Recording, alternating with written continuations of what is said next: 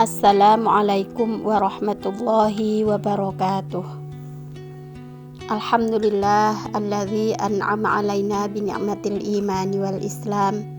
Nahmaduhu wa nasta'inuhu wa nastaghfiruh. Wa na'udzu billahi min syururi anfusina wa min sayyiati a'malina. May yahdihillahu fala mudilla lahu wa may yudlilhu fala hadiyalah.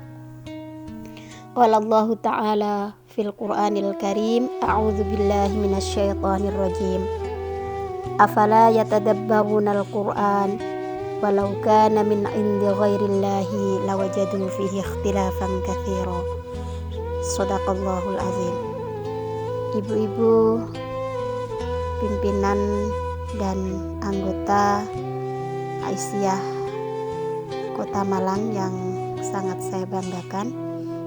Alhamdulillah pada sore hari ini kita dapat melanjutkan kembali kajian dari Korps Mubalighat Aisyah. Kita patut bersyukur kepada Allah atas semua nikmat sehat, nikmat sempat, nikmat iman dan nikmat Islam yang diberikan kepada kita. Selanjutnya salawat serta salam semoga terus terlimpah kepada junjungan Nabi besar kita Muhammad Sallallahu Alaihi Wasallam. Beliau adalah panutan dan junjungan kita semua. Ibu-ibu yang dirahmati Allah, dalam kesempatan ini saya akan memulai kajian ini dengan sebuah cerita yang saya ambil dari sebuah buku, atau saya kutip dari sebuah buku yang berjudul Hakadha Ashu Ma'al Quran Qisasun wa Mawaqif. Maknanya adalah kisah-kisah dari orang-orang yang hidupnya selalu bersama dengan Al-Quran. Buku ini ditulis oleh seorang dokter perempuan yang bernama Asma binti Rashid Ar-Ruwaisyid. Dikisahkan bahwa ada seorang perempuan yang dikatakan di sini hadhihi mar'ah lam yarzuqhallahu dzurriyyah. Ada seorang perempuan yang mana belum dikaruniai keturunan. Marot ala mastata'at al-wusul ilaihi minal adwiyah at-tibbiyah wasya'biyah bila faidah. Dia sudah melakukan banyak hal berkaitan dengan pengobatan medis maupun non medis, tetapi dari semua upaya itu belum mendatangkan hasil. Kemudian suatu hari suaminya mendatangi seorang imam masjid, lalu membicarakan mengenai apa yang sedang dialami oleh istrinya tersebut. Lalu apa yang dijawab oleh imam masjid tersebut? Dia mengatakan, 5. La taqra'u suratan nuhin bihuduri qalbin wa tastaghfiru mastata'ta minal istighfar. Imam tersebut mengatakan, mengapa kamu tidak membaca surat Nuh dengan menghadirkan kalbu, dengan sepenuh hati difahami surat tersebut, wa tastaghfiru mastata'ta minal istighfar, dan kamu beristighfar semampu kamu dengan sebanyak-banyak istighfar. Kemudian seorang perempuan tadi berkata, faja'a zauji wa akhbaroni bidzalik. Setelah itu lalu suaminya pulang dan mengatakan kepada istrinya, ma ra'yuki an tanfadha hadhil wasiyah. Bagaimana pendapatmu untuk melaksanakan wasiat ini? Kemudian seorang istri mengatakan, aku akan melakukan hal itu. Lalu mereka berdua, suami istri ini, sepasang suami istri ini membaca surat Nuh dengan tadabbur. Wa qara'na suratan Nuhin bitadabburin. Surat Nuh tersebut berbunyi, A'udzu billahi minasy syaithanir rajim. Bismillahirrahmanirrahim. Faqultu astaghfiru rabbakum innahu kana ghaffara yursilis samaa 'alaikum midrara wa yumdidkum bi amwalin wa banina wa yaj'al lakum jannatin wa yaj'al lakum anhara. Maknanya, maka aku kemudian berkata, beristighfarlah kepada Tuhan kalian, sesungguhnya Dia benar-benar Maha Mengampuni. Maka Allah akan menurunkan air yang deras dari langit untuk kalian dan menganugerahkan harta anak-anak dan menjadikan kalian kebun-kebun dan juga menjadikan sungai-sungai bagi kalian. Kemudian kisah itu menjelaskan wa aktsaronal istighfar wa du'a bi ilhah. Lalu sepasang suami istri selalu memperbanyak istighfar, berdoa dengan sedikit mendesak dan memohon kepada Allah tentang hajatnya tersebut. Wa ma hiya illa ashhur hatta bada'tu ash'ura bi a'radil hamal. Kemudian istri ini mengatakan bahwa setelah jalan beberapa bulan saya merasa bahwa saya hamil. Kemudian saya berangkat ke seorang dokter dan hasil dari laboratorium mengatakan bahwa saya telah hamil.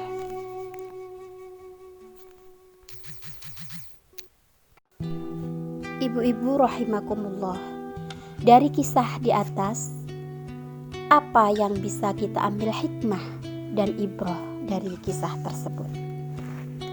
Sebagaimana tadi saya bacakan bahwa ketika seorang imam masjid tersebut menasihati kepada sepasang suami istri, lima la taqra'u surata nuhin bihuduri qalbin wa tastaghfiru mastata'ta minal istighfar. Kenapa kamu tidak membaca surat Nuh dengan mendatangkan kalbu, dengan menghadirkan kalbu, dengan mentadaburinya, dengan memahaminya. Kemudian kamu membaca istighfar semampu kamu dengan sebanyak-banyak istighfar.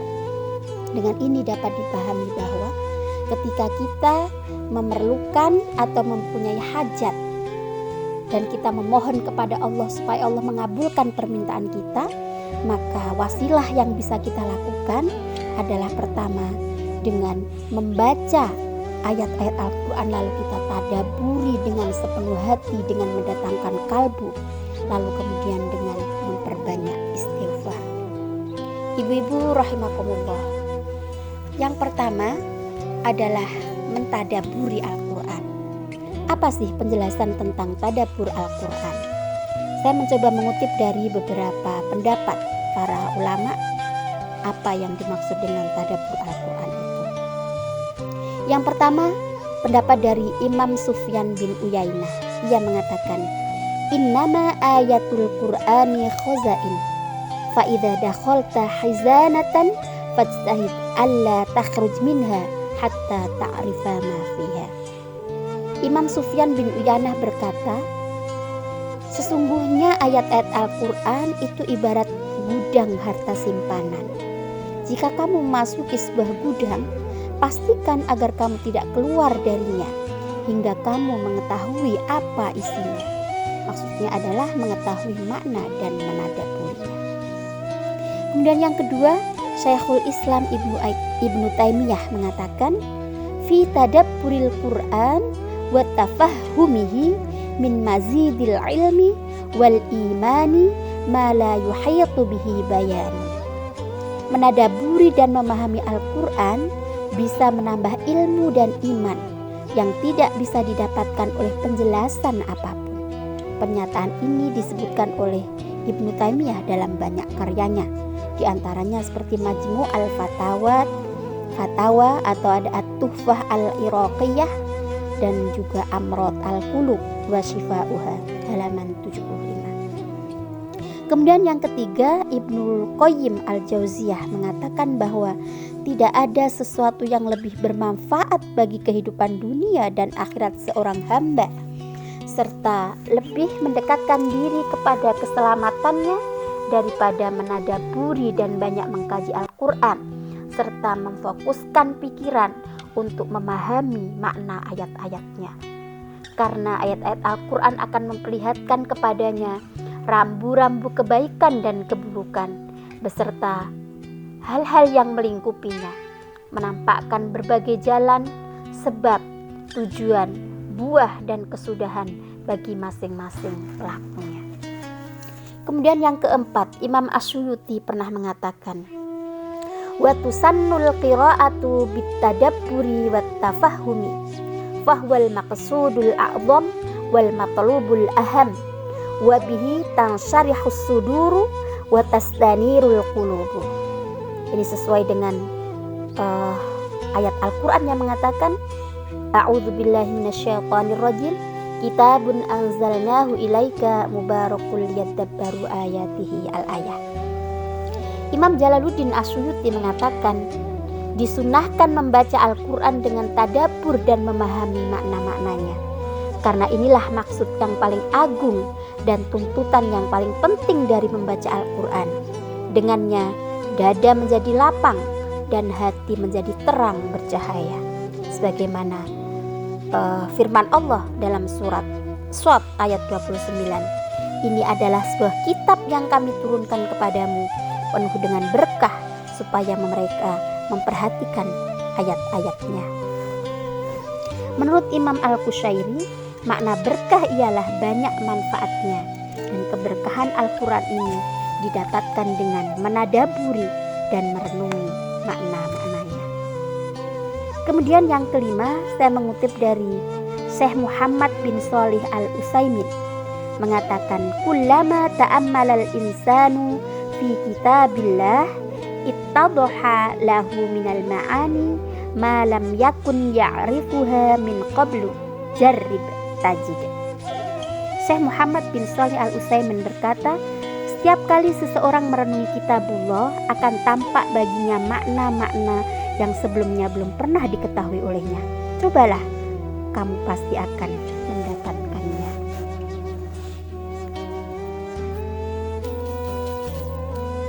Ibu-ibu rahimakumullah. Kemudian amalan berikutnya yang diwasiatkan oleh seorang imam masjid kepada sepasang suami istri itu tadi adalah dengan memperbanyak istighfar. Mari coba kita kaji apa saja keutamaan dari istighfar. Yang pertama, keutamaan dari istighfar itu adalah dihapuskan keburukan dan akan diangkat derajatnya. Ini bisa kita lihat di Quran surat An-Nisa ayat 110. A'udzu billahi minasyaitonir rajim.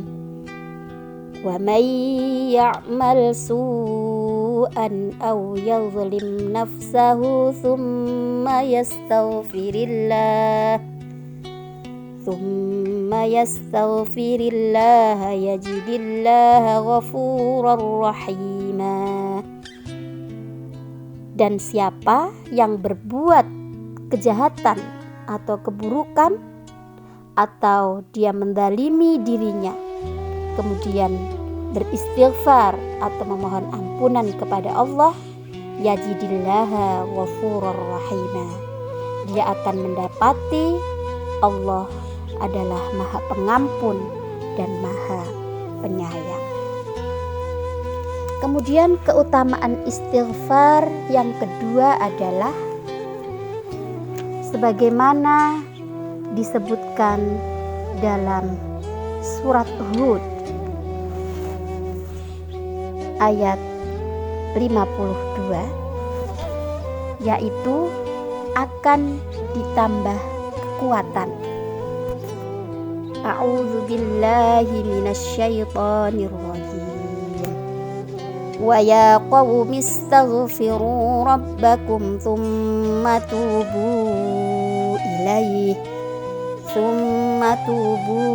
ilaihi rusilis samaa alaikum midrara wa yazidkum quwwatan ila quwwatikum wa la tatawallaw mujrimin. Maknanya, wahai kaumku, ini adalah ucapan Nabi Hud kepada kaumnya. Wahai kaumku, beristighfarlah kepada Tuhan kalian, kemudian bertobatlah kalian. Niscaya Allah akan mengirim hujan dari langit dengan deras dan akan menambah kalian kekuatan kepada kekuatan kalian. Dan jangan kalian berpaling sebagai orang-orang yang berbuat dosa. Sebelum ini di surat Hud ayat 3, sebetulnya Allah juga sudah berfirman, wa anistaghfiru rabbakum thumma tubu ilaihi yumatti'kum mata'an hasanan ila ajalin musamma wa yu'ti kulladzi fadlin fadlah wa in tawallaw fa inni akhafu 'alaikum 'adzaba yaumin kabir. Dan hendaklah kalian memohon ampun kepada Tuhan kalian, kemudian bertobatlah kalian kepadanya. Niscaya Dia akan menyenangkan kalian dengan kesenangan hidup yang baik, dengan rizki yang melimpah sampai pada batas waktu tertentu. Dan Dia juga akan memberikan pada setiap yang mempunyai keutamaan atau amal soleh, akan diberikan balasannya. Wa in tawallau, dan jika kalian berpaling, fa inni akhafu alaikum, maka sungguh aku takut ditimpakan atas kalian adzab yaumin kabir, azab yang siksa. Ini penjelasannya adalah ibu-ibu bahwa kalau kita memperbanyak istighfar, maka akan diberi kenikmatan yang baik terus menerus. Kemudian di surat Al-Anfal ayat 33 juga dijelaskan tentang keutamaan daripada istighfar, yaitu akan dapat menolak bencana dan menolak bala.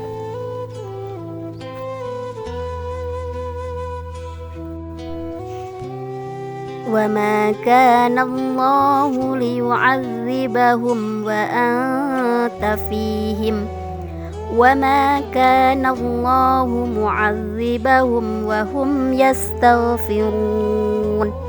Dan tidaklah Allah akan menyiksa mereka sedang engkau Muhammad berada di antara mereka, dan tidaklah Allah menyiksa mereka sedang mereka masih mau beristighfar atau memohon ampun. Ibu-ibu sekalian, kemudian keutamaan yang lain dari istighfar itu adalah penyebab turunnya rahmah. Ini bisa kita lihat di surat An-Naml ayat 46.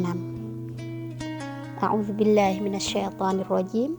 Qala ya qaumi lima tasta'jiluna bis-sayyi'ati qabla al-hasanah laula tastaghfirunallaha la'allakum turhamun.